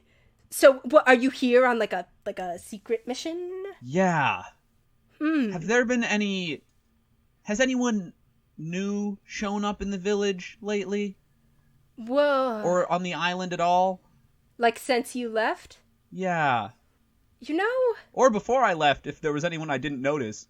No, there's this one guy who's come from, he like came up from the mainland on a ship a little while back. And like just kind of like started staying in somebody's house. And like, Mr. Gar, who lives kind of at the edge of town. Yeah? Yeah, this guy's staying with him. You do know Mr. Gar. This is just like an older fisherman who kind of lives alone. Yeah, his name's John, so sticks out like a sore thumb. But Yeah. he seems like a perfectly nice guy, although he's a little bit, I asked, I didn't. Baleen was like, hey, what are you here for? That way she does. And he was kind of cryptic about it. Just said he was like looking around or something. But I don't know. Seems nice to me. Huh. That's the only person who's kind of new in town. All right. Well, I think we're going to have to look into John, if that is your real name. Wow. That was Oh, good. yeah, see, that's the kind of thing I say now. Yeah, that was threatening. I would have been scared. I'm really cool and tough. If I was John, I would have been scared. My AC is, like, higher. Punch me. What? He goes to punch you, and he's like, holy shit. Thus, you're, like, wearing armor. Yeah, I'm actually not. After I said that, I realized my AC has not changed since session 1. So he punches you, and he's like, what are you talking about? That was as easy as it always is. Damn, I was wrong. I saw Malachi was tougher now. I figured it applied to me, too. Okay. Yeah, you guys kind of finish cleaning up and then go to sort of sit outside. Regin, you strike up a conversation with some of the local fishermen and are just kind of, vibing with them. And you guys, pass a perfectly pleasant evening as one does in a town like Gillsbury. When it comes when the sun has like fully set and it's sort of dark and stuff like that, Finn's dad kind of like stands up and does that like thing dads do when they stand up. And it's kind of like, well, we don't have, you're more than welcome to stay with us, Mr. Kassir, Captain Malachi, whatever your name is. He doesn't know I'm a captain. But we've got a living room. There's like a couch. And then Finn's room. We can like set you up on the floor with some, blankets and stuff like that. You're more than welcome to stay. I wouldn't want to impose. No, it's not a problem at all. Trust me. We like to be hospitable here. And he's like, and your friend, once he comes back, he's more than welcome to stay with us too. Oh God, Regin.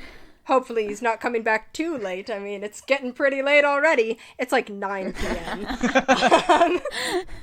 But Finn's parents kind of go inside. You guys sit out there with Baleen and Min for a little bit longer, and then eventually they're kind of like, okay, well, we're gonna go back to our house too. And they sort of give Finn another hug, and they're like, we'll see you in the morning. And Yeah. they head back to their house. They walk off together. And hey, Baleen. Mm-hmm. I think I might have a prank in the works. Oh, good, because Min, he never does anything fun. I She know, gives him like a right? little elbow, all about being respectable and adults now or whatever. I have glasses. I like to read books. Oh, yeah, and Min's like, shut up, and they kind of wave and walk off. If anything happens to them, I'm gonna kill everyone in this room and then myself. Yeah, and you guys, Regin, when do you come back, or do you come back? If Regin's not back by 10, I fetch him. Hey, Malachi. Breaking into someone's house and snooping counts as a prank, right? What? Finn! Yeah? Is that a yes? You can't...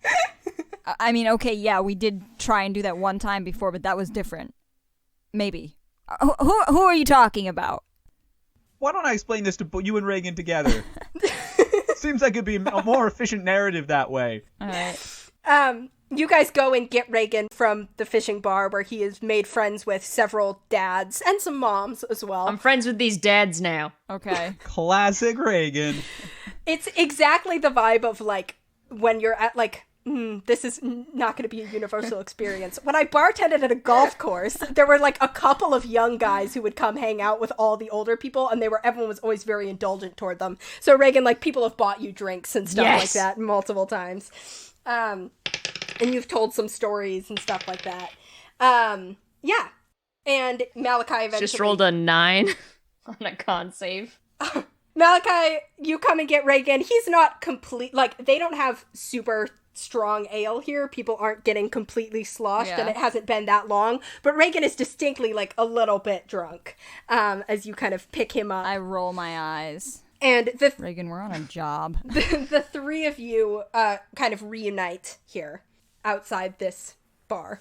All right, so I did a little information gathering work, as we say in the biz. Is that what we say? Doing the dishes? Yeah, no, we say that now. I've decided. I Okay. feel like there are cooler ways we could say that. And apparently a new guy just showed up to town and moved in like a month ago, which is pretty wild because I don't remember that ever happening since I've been alive. So, suspicious, right? Very Could be. suspicious.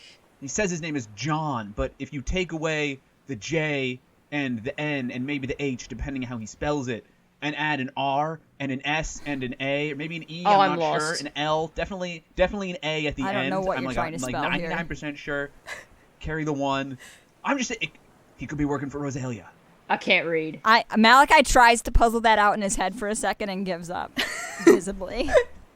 So Finn squats down and like starts scratching these names in the sand to demonstrate what he's Finn, talking about. I scuff them out. What are you doing? You can't write that stuff down. So Yeah, I can. You just saw me do it. do we want to go find him?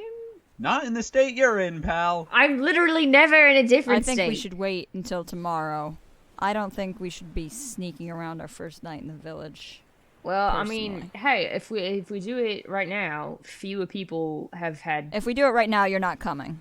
Yeah, I feel like we might want to sleep it off and go at it with fresh faces in the morning. Well, it's dark out now, so nobody can see And us. you're dark up there, so let's just get you to bed. yeah, it's and dark out, so everybody's home. Yeah. So what? Oh, huh. I grab Regin and I start walking back towards Finn's house. Cool. Are there any cats on the way that I can pet? Make an animal handling check. That's an 11.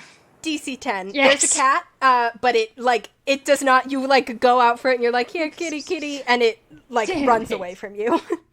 And you guys go back to Finn's house. Finn has a nice little room. Anything in particular about it, Finn, or is it just... A lot of seashell decorations. Some random little pieces of driftwood set up as decor. And also a poster on the wall that's clearly a picture young Finn drew of the lurker. Oh my god, that's so cute. But it's just sort of a hard to decipher mass of dark shapes and some tentacles. Finn, you did this? Yeah. How old were you? Do you know? I mean, again, my age is sort of unclear to me. Okay, how but, long ago? like 4 years. Oh. Wow. I look at it appreciatively. It actually looks sort of like it would be really good if he had drawn it when he was 7. But for the age he did draw it, it's not that impressive. Could definitely get some good money for that at the embassy or something. Wow, you really think they'd like it? Yes. I guess I do have an in there. Let's not talk about the embassy right now. Let's just get to bed Cool. You guys all... and handle things in the morning. You guys all crash. Finn on your bed, Malachi and Regin, you guys crash on the floor where they've kind of set up little, sleeping bags for you. Nurgle curls up on my bed. You see that there's, a little note that Pesca wrote that's let us know if you need more blankets, Oh my smiley God. face. Yeah, Nurgle curls up on the foot of your bed like a cat. And you guys all drift off to sleep. Regin, Yeah?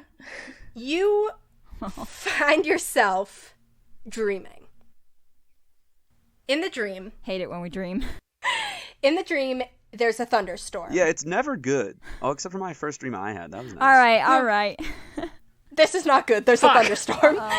In the dream, there's a thunderstorm. You find yourself standing on a rock that's kind of overlooking the sea. And the sea is just spreading out miles around you. As you kind of look around, you see waves crashing and just you know how the sea looks in a storm. Over you, there's all these clouds and just bolts of lightning and thunder kind of crashing all around you. And as you kind of look down at yourself, you see that there's sparks of lightning tracing themselves around your arms and kind of running all around your body. Fuck. As you're standing there with this lightning kind of tracking around you and the storm roiling overhead, just standing there on this rock. You feel yourself kind of in the dream there's a extremely loud crack of thunder from above, and you sort of you feel the lightning inside of you and around you kind of increasing more and more. And you feel yourself kind of hold out your hands in the dream, and there's this bolt of lightning that just comes out of you and goes streaking up toward the sky. And in the light from this bolt of lightning, you see illuminated in the clouds above you this enormous shape of a dragon just kind of looming above you in the clouds, towering over you, illuminated by the lightning that came from yourself. That's your dream. Fuck. Malachi. Yeah. You find yourself back on a familiar island. How familiar?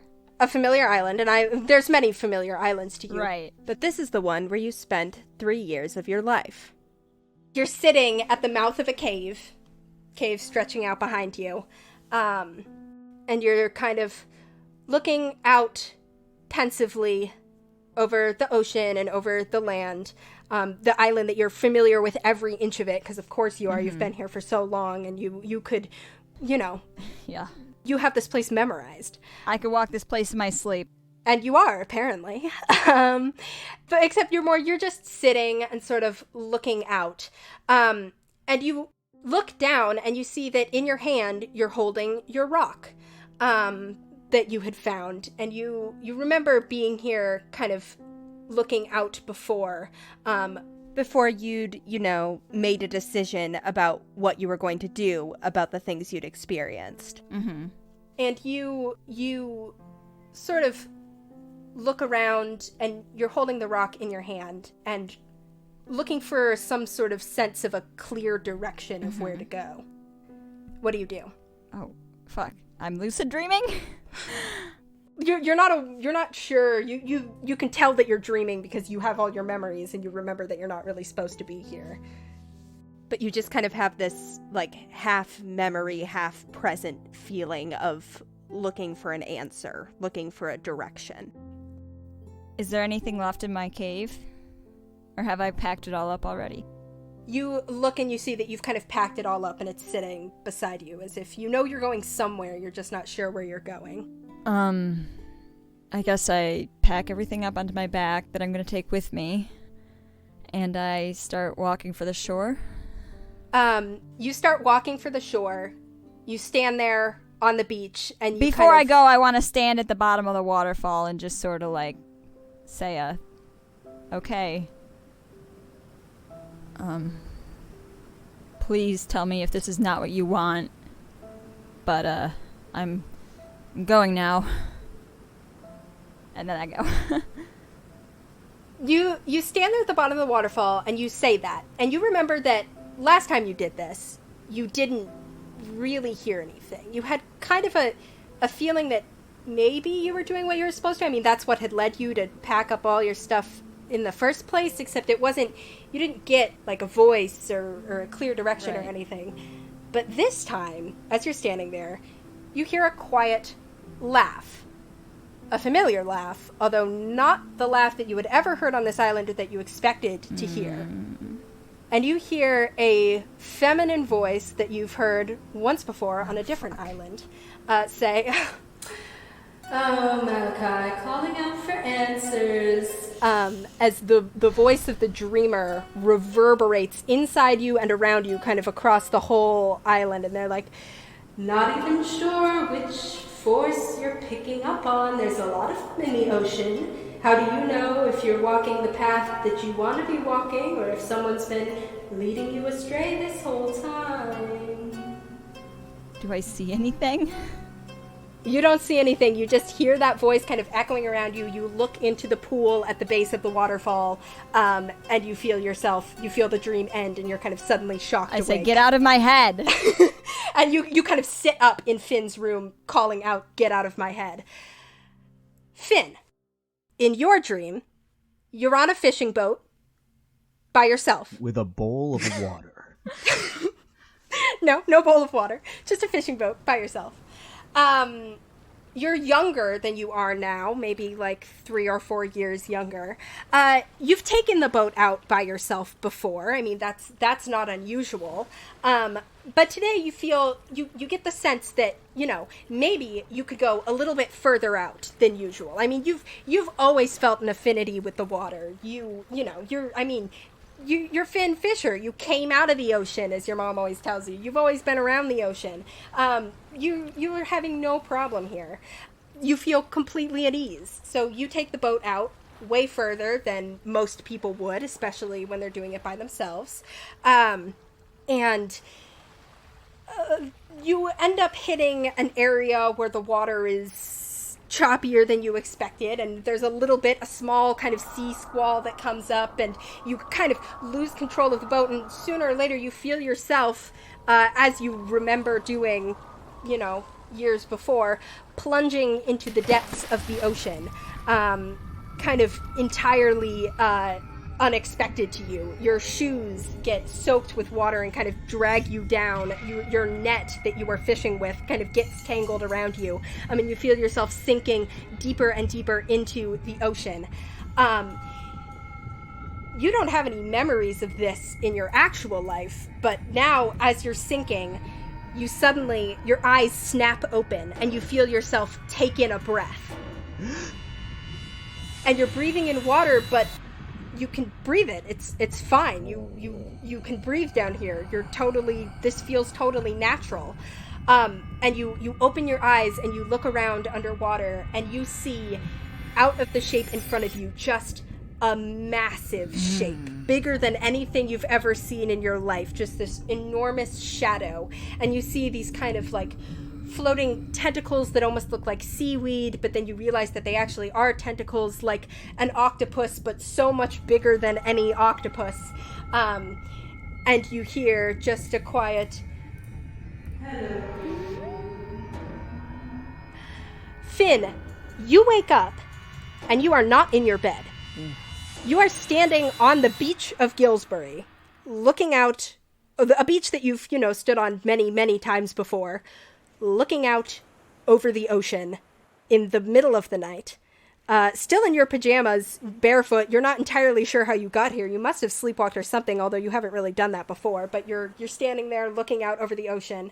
And you feel almost like a pull. You're not quite, your feet are like just barely in the waves, and it's kind of like the way that the sand feels under your feet when a wave is like going out, except it's kind of like coming from within you. It feels like telling you to sort of go toward the ocean. I follow it. I walk into the ocean.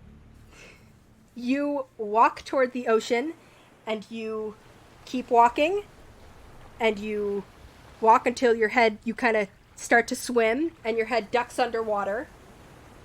You feel it kind of pulling you further. I start to feel a little less than cool with this, and I turn to go back to shore. You start to turn to go back to shore, and you feel almost as if the ocean grabs you, like a riptide or something, and it just kind of starts dragging you deeper into the ocean. And you, all of a sudden, you go to gasp at the kind of sudden shock of feeling yourself getting dragged like that, and you realize that you can breathe fine. You take in a gulp of water, and you're good. You're breathing water somehow, but it's just working. Finally! A bunch of fish all around you go, yay! Woo! Oh my god, guys! Oh my god, I haven't seen you in months! Oh, Finn, you came back. This is so... You're down here with us now, and you can breathe. I'm so glad you haven't gotten captured and eaten. It's how it is when you're a fish. Sometimes people do, and we just kind of, the cycle of life, and sometimes you get... But it's generally better to not be captured and eaten, so we're all very glad to still be here. Yeah, I've always said that. Yeah, better to, it's the wisdom that comes. You start to kind of swim along with these fish, and they're like, you see this one kind of like school of fish comes up to you, and this one little silver fish comes right in front of your face, and he's like, hey, do you want to see something cool? Yeah.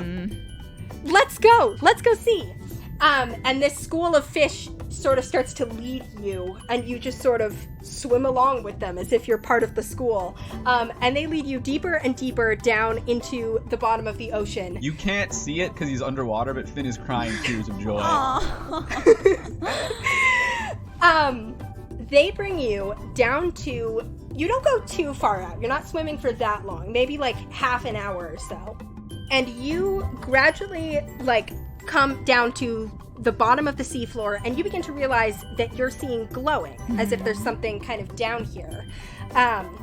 You dive deeper, and you find yourself looking at a glowing kind of rock. It's that at first you're like, oh, this rock is glowing. Oh, hey, do you know and then Malachi? as you get closer, My friend Malachi. you realize that it's not actually glowing. It's covered in some sort of like bioluminescent, like undersea moss that's making it look like it's glowing, and it is just kind of set up, and you begin to realize that you're looking at what almost looks like a campsite underwater. As if like the bioluminescent moss is like a fire. You see that there's like what looks like some sort of like there's like stuff down here that it just looks like someone has made camp, except it's fully on the seafloor. And as your school of fish approaches, you see a figure sort of look up at the school of fish and then like stand up to look at you. And there is a man down here at the bottom of the ocean. He kind of like swims up a little bit. And you see that he is like, looks pretty human, but his head is bald, and he has these long kind of like tentacle type appendages that kind of come out from under his chin and sort of extend out. Holy shit, it's Davy Jones! He doesn't have a full face of tentacles, he just has two. Hey, my friend has a jar of dirt, you better watch it! And he's shirtless, but wearing these green, almost like seaweed looking pants. But otherwise looks just like a man, and he kind of like smiles as you come down, and he goes, Finn. And you hear this kind of resonating like telepathy, like the way you talk to fish. And he goes, it is excellent to finally meet you. I've been here, your dad just talks about you all the time. Does he really? Yes, he does. My name is Kathoth. Gesundheit.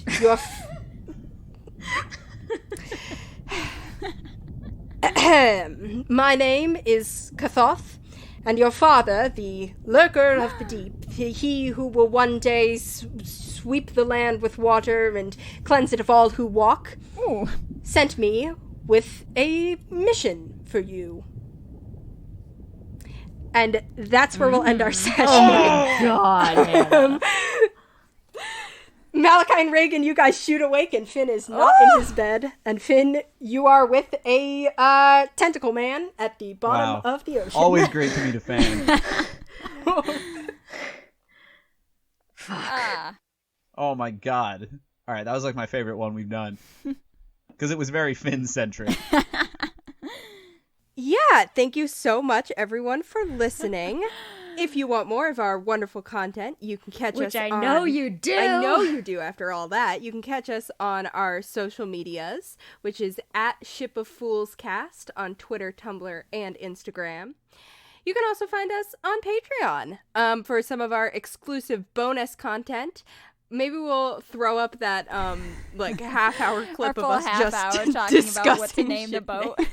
Before cycling back to one of the first ideas, yeah. Other fun stuff, we just hit our first goal on Patreon, so if you want to hear the goal one shot and help us towards our next goal, whatever that may be, you might want to hop on over there. It's going to be a fun time. We're going to shuffle the character sheets, and who knows who'll be playing who. Yeah. Got some exclusive recipes up there. We got some playlists. It's a good time. All the cool kids are there. Patreon.com/shipoffools for all that. Hell yeah.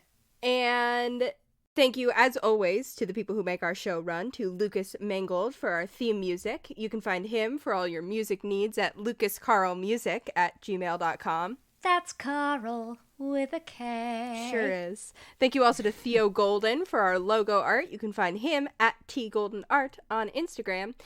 And you can find us back with another episode on May 25th. So true. We'll be Wow. We'll see you then. We'll be here.